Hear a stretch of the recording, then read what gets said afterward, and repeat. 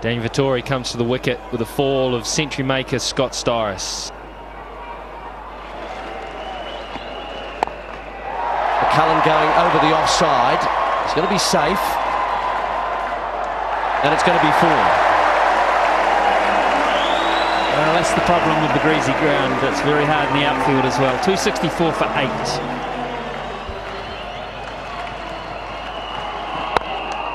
Down the ground, Vettori, nice and straight. It might be powerful enough.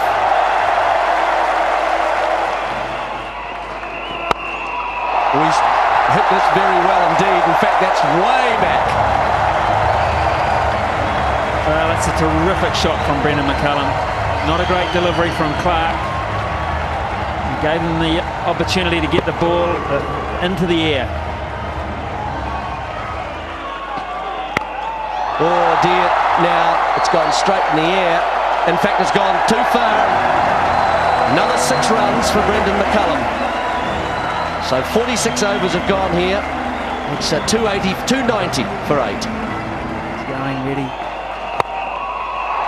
McCullum has just smashed that. A skimmer, not a 6 however, boundary 4.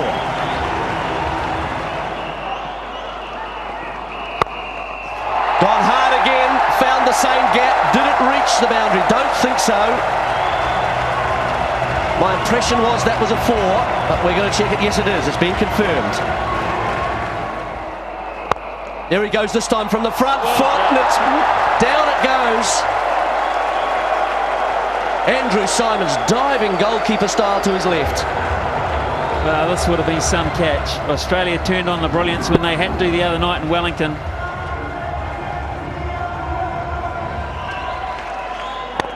Got into this one. That's his favourite area. Result again for McCullum.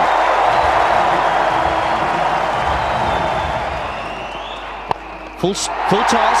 Once again, he's gone to his favourite area. It's 6 runs.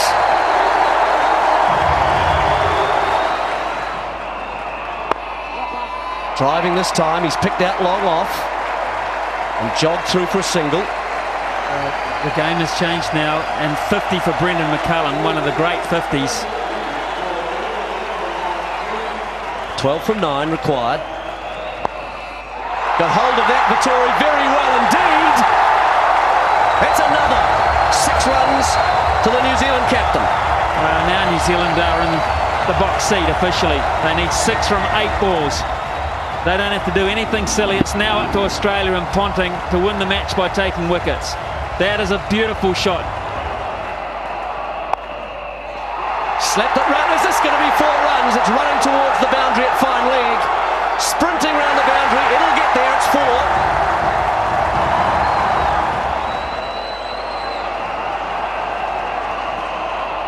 Short. That'll be wided, I think. They all count.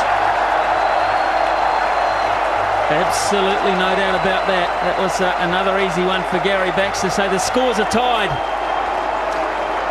Here we go. Vettori looking to take it. They'll make the single. There she goes. Celebrations round Jade Stadium. People on their feet.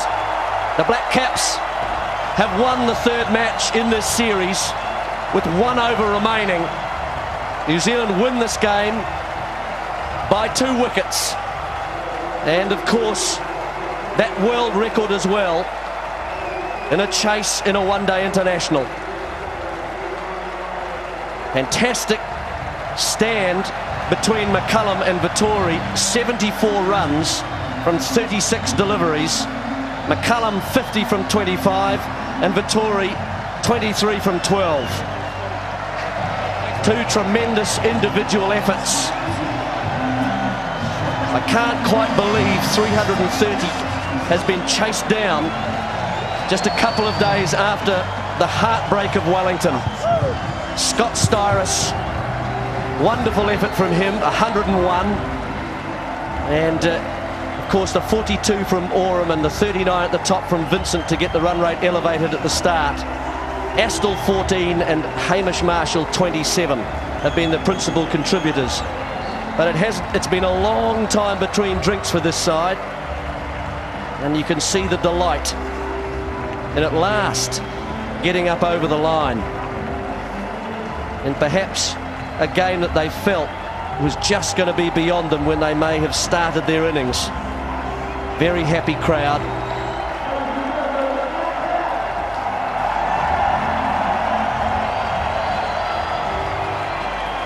So here it is, the last ball of this third match.